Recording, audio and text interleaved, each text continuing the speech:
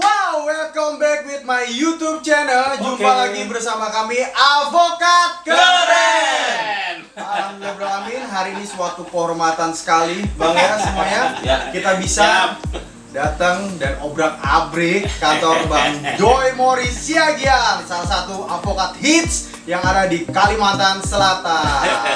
Jadi ini adalah salah satu bentuk pengabdian kita, ya kan? Kita kumpulkan semua advokat-advokat yang keren, ibaratnya kredibilitasnya tinggi, ya kan? Yang punya pengalaman yang luar biasa, penanganan perkaranya ya tidak bisa dipungkiri lagi lah, ya kan? Ini kita sangat terima kasih banyak kita berada di kantor hukumnya Pak Joy Morris Siagian. Suatu kehormatan kita sudah diberikan waktu untuk ya sedikit berbincang-bincang mengenai masalah hukum ya. Ya kami sebagai advokat keren di sini mengucapkan terima kasih banyak kepada Pak Morris ya sudah berkenan untuk memberikan sedikit pembelajaran untuk masyarakat terutama untuk kita. Terima kasih Bang Joy. Dipersilakan untuk Bang Joy untuk perkenalkan diri kepada sahabat Avokat Keren. Terima kasih, selamat malam. Bang. Avokat Keren ini yang memang keren-keren ya. Dan ini memang prestasi bagi advokat muda. Yang kedepannya itu menjadi contoh bagi advokat-advokat lain. Yang dalam artian suatu media itu bisa mensalurkan hobi yang dapat menjadi penjelasan bagi masyarakat ke depannya. Baik, jadi itu perkenalan saya. Nama saya adalah Joy Morris Siagian, SHMM MHCIL, yang sampai dengan sekarang saya masih mengikuti perkuliahan di Universitas Lambung Mangkurat, mengambil jurusan Magister Kenotariatan. Bagi saya cukup bagi menerangkan secara spesifik, biasa saja gitu ya. Dalam artian yang cuma globalnya saja yang kita akan jelaskan. Nah, itu cukup bagi saya ya. Jadi inilah salah satu bentuk bahwa memang beliau mendedikasikan penuh terhadap profesi advokat yang saya pernah bilang di konten yang sebelumnya adalah memang kita mendedikasikan secara penuh terhadap profesi yang sangat-sangat seru inilah, ya kan? Makanya belajar terus, ingin tahu terus untuk melengkapi ide-ide yang segar, karena dunia hukum ini kan terlalu berkembang pesat ya Bang Joy ya. Betul. Oke Bang, ya, buat pertanyaan pertama nih kita harus kepo dulu dong sama avokat keren ini, salah satunya Bang Joy. Jadi untuk company profile-nya Bang Joy ini seperti apa Bang? Boleh dijelaskan sedikit nggak Bang? Awal mulanya kantor saya ini dibangun dari tahun 2009. Itu saya menduduki organisasi Kongres Advokat Indonesia di Jakarta ya. Kemudian dalam perjalanannya saya tertarik lagi dengan profesi organisasi Pradi ya di Banjarmasin ini. Itu pada tahun 2014 saya baru mengikuti di organisasi Pradi. Nah, memang dunia advokat itu dinamis sifatnya dan sangat menarik karena beda perkara yang kita tangani dan rata-rata itu berbeda juga konteksnya ya. Nggak sama ya Bang. Betul, strateginya juga berbeda. Nah, yang perlu diketahui oleh advokat muda itu adalah cara menanganinya dan keilmuannya yang harus dipahami. Nah, itu yang mungkin dapat saya sampaikan terkait dengan advokat keren ini, memang keren ya. memang ada. Dan yang kedua, kita kan udah keliling-keliling nih dari kantor abang. Ntar ada cuplikannya tuh. Nah, jadi logo dari kantor abang ini filosofinya seperti apa tuh bang? Iya, jelasin sedikit bang. logo itu saya buat Iya. itu awal mulanya ya karena ada dia berbentuk sayap Betul. seperti burung karena memang advokat itu adalah suatu organisasi suatu profesi yang berkembang dan melayang kemana-mana. Dalam artian Betul. apa? Siap. Hinggap ke sana seperti burung ya, hinggap ke sini, hinggap ke sini, hinggap ke sini, menangani perkara.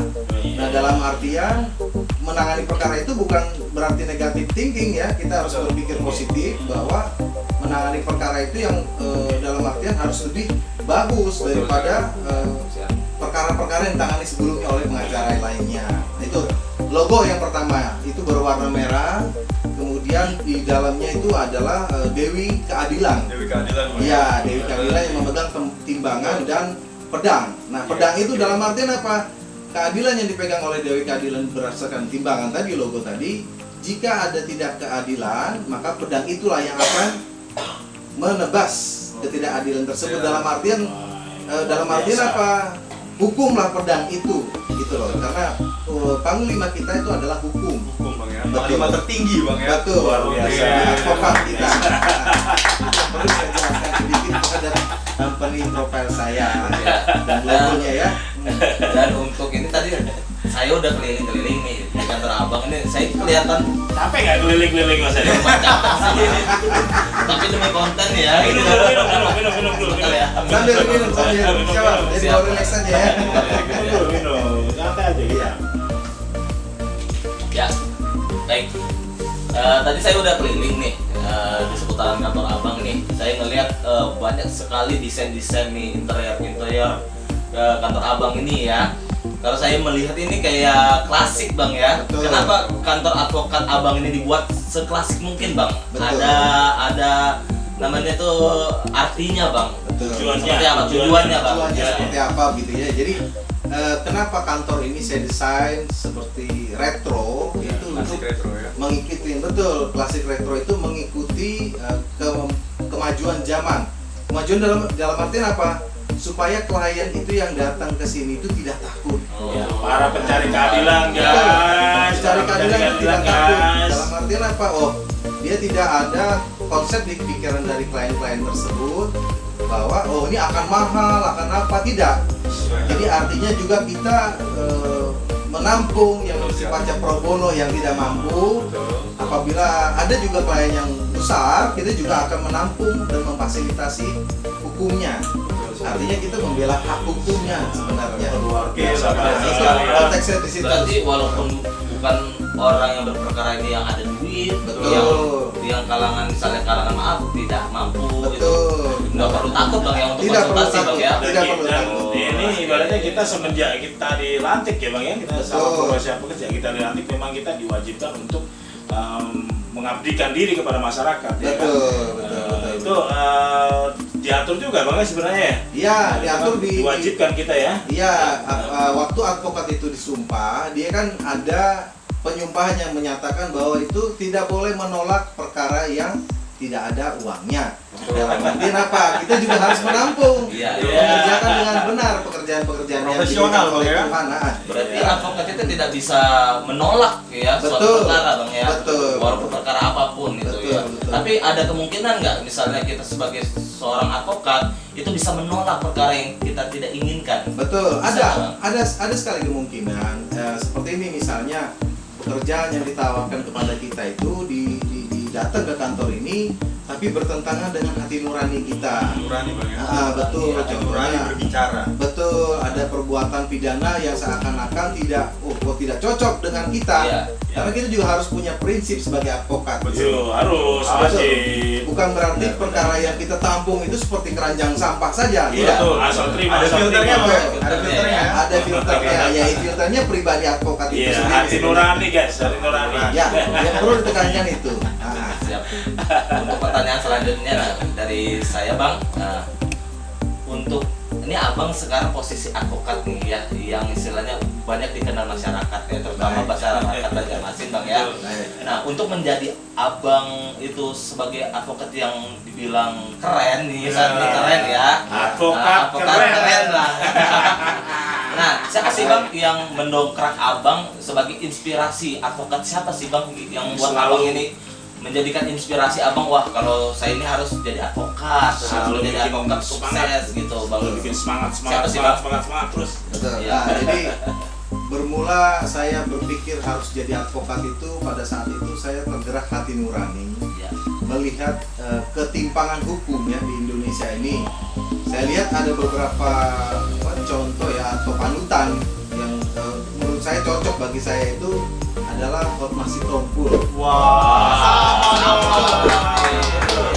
Karena beliau itu bisa mencerminkan seorang advokat yang benar. Ya. Dalam artian apa? Advokat yang benar itu dia punya prinsip yang benar, gitu kan? Nah, dan itu kita harus memanuti sebagai advokat muda. Nah, jangan sampai pemikiran-pemikiran kita jadi money oriented saja, tapi juga harus lebih aplikatif terhadap hukumnya. Pro bono guys, pro bono. Itu terkait pro bono ya. Berarti dikembalikan lagi ke Prabono bang. Terhadap masyarakat yang tidak mampu lah. Betul. Dia akan Bang Joy siap untuk membantu. Tapi kalau boleh tahu nih bang ya, Ya. sedikit aja boleh tahu. Baik. Kebanyakan menangani perkara apa sih bang, Prabono atau yang ada potensi duitnya bang? Ya kita tidak memungkiri ya sebenarnya perkara pro bono itu juga dalam artian tidak berarti pro bono seluruhnya ya. Betul. Ada yang kategori pro bono itu ada yang miskin benar-benar tidak punya kemampuan ekonomi. Ada juga yang pro bono dalam artian dia mampu tapi nanti setelah itu dan berdasarkan kontrak saja itu ya. Kontrak. Jadi perkara-perkara itu biasanya perkara 378, 374 atau 372 KUH pidana. Betul. Oke, sebelum masuk perkara bang, Baik. ada yang satu ketinggalan kayaknya. Baik. Hobi abang itu apa? Hobinya. Hobi. Boleh dibagikan dengan sobat advokat keren bang? Karena advokat ini kan pasti punya hobi bang. Jangan sama gitu ya kan. Ya, Apa bang hobinya bang? ya ini kan advokat-advokat keren ini pasti punya hobi juga ya. Kurang lebih sama dengan saya sebenarnya. Iya. Ya. Salah satu dan prioritas adalah kita sebagai advokat itu membaca pertama. Yang kedua itu untuk mengasah dan mengilmuin ke kita sebagai Membaca itu ada ilmu. Betul, Jendela betul. dunia bang ya. betul jendela dunia sebagaimana ada yang disampaikan di kantor ada tempelannya di situ ya. Berarti saya mau baca tadi ya. Membaca. Dan kedua itu hobi saya itu olahraga. Olahraga itu ada golf ya, ada Gym. trail, betul, Ada gym. dumbbell juga dari kantor abang. Iya, Bang? ada jam. Berarti nanti kita bisa main golf bareng. Boleh. Bisa nanti di Kita akan part ikut. selanjutnya kita main golf sama Bang Jo. Boleh. Ya, dan jadi kita ini kan sebenarnya bikin konten ini untuk memberikan edukasi kepada masyarakat secara luas bang ya. Ya. Nah ini kan YouTube kan kita akan explore kan. Jadi kita membahas sebenarnya untuk permasalahan hukum itu kita akan membahas tentang perkara pasal 372, 378 KUHP.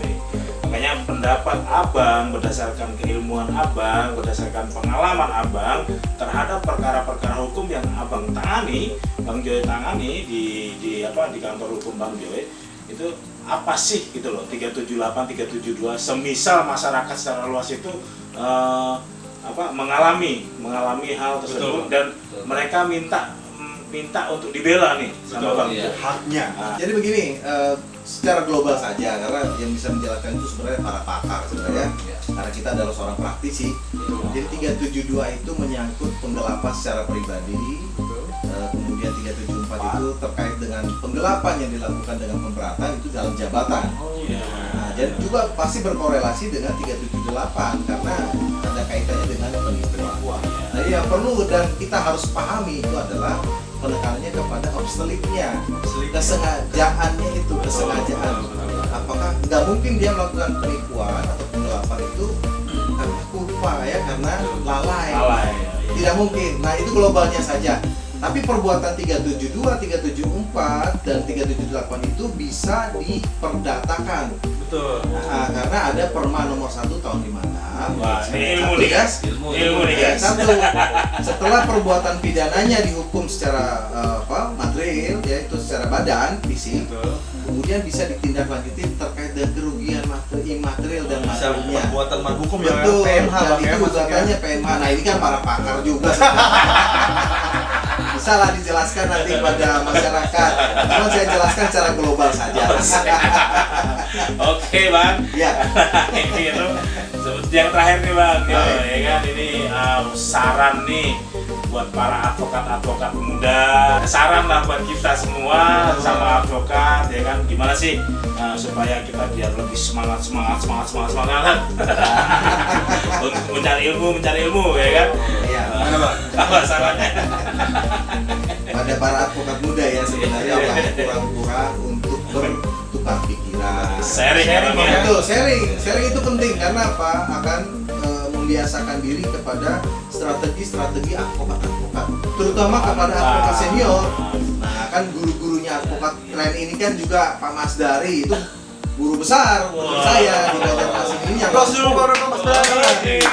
yang mampu membekali advokat muda. Contohnya saya juga pernah berguru dengan beliau tentunya. Ya itu, jadi sarannya adalah itu tadi putar pikiran, kemudian membaca buku lebih banyak karena materi buku itu juga kadang berbeda dengan yang bertukar pikirannya karena ada salah-salah di situ. Oke bang Jo, kita terima kasih banyak. Baik, diundang. Terima kasih. Dan kita udah obrak-abrik juga nih Udah kantornya. update, ya Terima kan? kasih. Saatnya Bang Jo istirahat tapi harus temenin kita ya kan? Ya. Oke kita Dan ada lagi nggak Bang buat para sahabat advokat yang mau ditambahkan Bang buat masyarakat luas apa pesan-pesannya Bang? Oh, untuk masyarakat luas, saran saya jangan melakukan perbuatan yang mempunyai konsekuensi hukum ke depannya.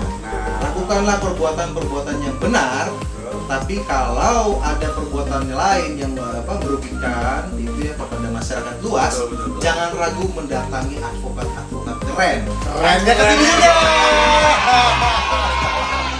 Oke. Akan memberikan pencerahan di sini ya. Siap. Siap Bang.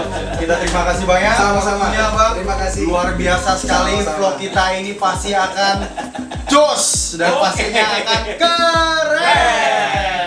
Oke, terima kasih semuanya untuk yang sudah nonton video ini. Jangan lupa like, subscribe, dan di kolom komentar jika Anda menyukai video ini. Dan klik loncengnya, notification-nya. Subscribe sekali lagi itu wajib. Wassalamualaikum warahmatullahi wabarakatuh. Wow. Salam advokat keren.